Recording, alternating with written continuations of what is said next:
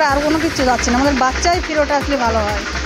যেখানে যাই বাচ্চা বাচ্চা করে আমরা মিশন এখানে সেখানে খোঁজ করছি, তদবির তাকদা সব করছি, কিন্তু কোথাও আমরা নিখোঁজ একদম কোনো কিছুই তো পাচ্ছি না। কেন পাচ্ছি না জানি না, কোথায় কেউ আটকে রেখেছে কিনা তাও বুঝতে পারছি না। আমরা আমাকে বাচ্চাই চাই, বাচ্চা ছাড়া আমাদের বাঁচবো না।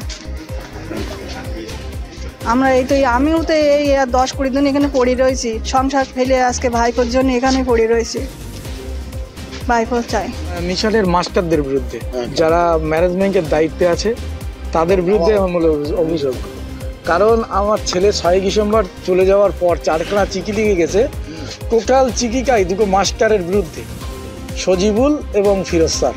তারা মানসিক এবং শারীরিক নির্যাতন করেছে এবং র্যাগিং 100% র্যাগিংয়ের শিকার। আমি মিশন কর্তৃপক্ষের কাছে অনুরোধ, যেভাবে হোক আমার ছেলেকে বেরোতেই হবে, বার করতেই হবে। কারণ আমরা এর পরে যদি না পাই আমরা আত্মহত্যার পথ বেছে নেব। কারণ আমাদের ওই ছেলেই আমাদের সব, আমাদের দরকার ছেলে। কতদিন দিয়েছে?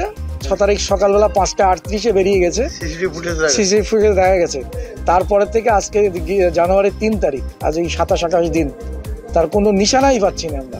পুলিশ কি কাজ করছে নিজেরাও বুঝতে পারছি না, মিশন কিছু করছে বুঝতেই পারছি না। তারা আজ 7-8 দিন ফোনই করে না আমার সাথে। আমি আমার মতো সারা বাংলায় খুঁজেছি, ওর বন্ধু সারা বাংলাতেই, ওরা সব একসঙ্গে পড়াশোনা করতো, সারা বাংলায় ঘুরেছে।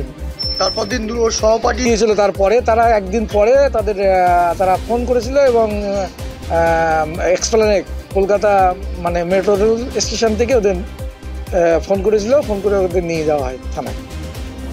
আপনার ছেলে এখনো পাওয়া যায়নি? না, আমার ছেলে এখনো পাওয়া যায়নি। মূলত দায়ী কাদের? মূলত দায়ী হলো ম্যারেজ ব্যাংকের, আলামিন মিশনের ম্যারেজ ব্যাংকের। আপনি অভিযোগ করেছেন র্যাগিং এর? হ্যাঁ, আমি অভিযোগ করেছি। আমি অলরেডি এসপিকে চিঠি দিয়েছি, হাওড়া এসপিকে আমি কমপ্লেন জানাইছি এবং এরপরে আমি হাইকোর্টে যাব।